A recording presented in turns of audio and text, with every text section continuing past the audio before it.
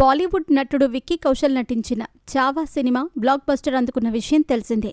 ఛత్రపతి శివాజీ మహారాజ్ కుమారుడు శంభాజీ మహారాజ్ జీవిత కథ ఆధారంగా తెరకెక్కిన ఈ చిత్రం 2025 ఫిబ్రవరి 14న విడుదలై సూపర్ హిట్ అందుకోవటమే కాకుండా 450 కోట్లకు పైగా వసూళ్లు రాబట్టింది.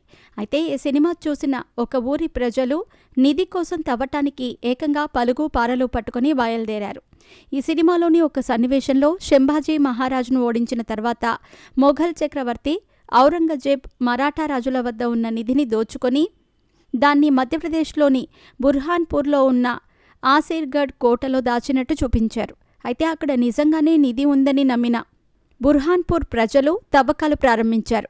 మధ్యప్రదేశ్లోని బుర్హాన్పూర్ ప్రాంతంలో వందలాది మంది స్థానికులు పారలు పలుగులు పట్టుకుని జల్లెడలతో కోట చుట్టూ రాత్రిపూట తవ్వటం మొదలుపెట్టారు. సాయంత్రం 7 గంటల నుంచి తెల్లవారుజామున 3 గంటల వరకు ఈ తవ్వకాలు జరిగాయని, దీనికి సంబంధించిన వీడియోలు ప్రస్తుతం సోషల్ మీడియాలో వైరల్ అవుతున్నాయి. ఇక ఈ ఘటన సినిమా ప్రభావం వల్ల ప్రజలు ఎంతగా ప్రేరేపితులవుతారో స్పష్టం చేసింది.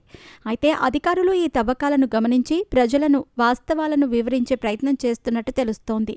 మరోవైపు ఈ సినిమా దర్శకుడు లక్ష్మణ్ ఓటేకర్ మాట్లాడుతూ చావా సినిమా కేవలం కల్పితం మాత్రమే, సినిమా మొత్తం నిజం కాదని వెల్లడించారు.